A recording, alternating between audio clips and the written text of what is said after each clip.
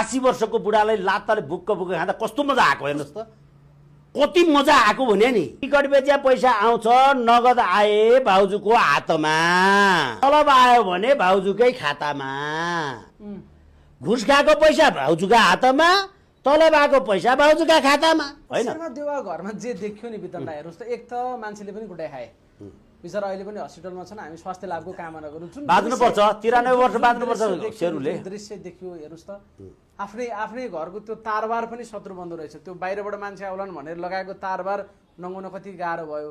आफ्नै घरको गेट, ती सुरक्षाकर्मी, त्यत्रा भाइ भारदार सारा मान्छेहरू कहाँ गए त? कुटाइ खाँदाखेरि बुढाबुढीले कुटाइ खाए हेर्नुहोस् त। बुढालाई कुटिरहेको, बुढीले कुटिँदै हेर्न पर्ने, बुढीलाई कुटेको बुढाले कुटिँदै हेर्नुपर्ने, कस्तो कस्तो दृश्य, कति मजा थियो हैन। घर डढेको छ, कति आनन्द आयो भन्नु न त। 81 वर्षको बुढालाई लात्ताले बुक्क बुक्क खाँदा कस्तो मजा आएको हेर्नुहोस् त। कति मजा आएको भने नि कस्तो चाहिँ कर्म गरेछ बचियाले ल।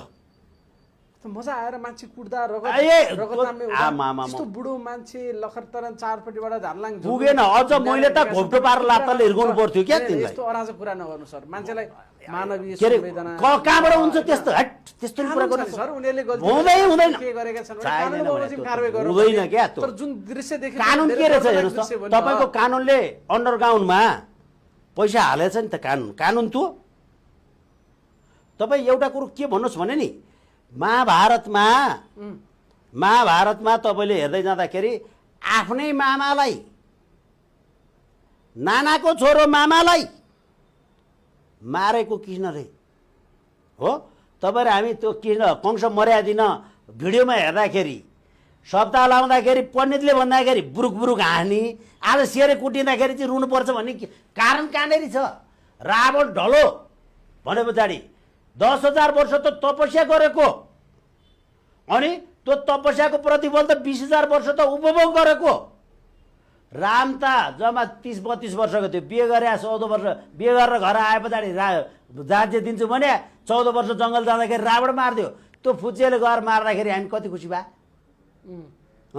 अनि शेरबहादुरलाई चाहिँ तपाईँले त्यो कथामा चाहिँ अपराधीलाई हान्दाखेरि हामी मख पर्ने, यो अन्डरग्राउन्डमा तपाईँ हाम्रो राज्य दोहन गरेर कार्यकारी प्रमुख भएको मान्छेले त्यो पैसामा चाहिँ हामीले रिसाउनु पर्ने छ।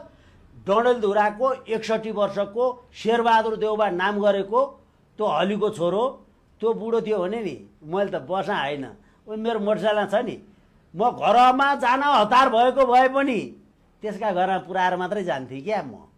त्यस्तो शेरबहादुर होइन, त्यो शेरबहादुर हो र तपाईँले घोटबार लात्ताले हान्नु पर्ने त्यसलाई। शेरबहादुर अहिले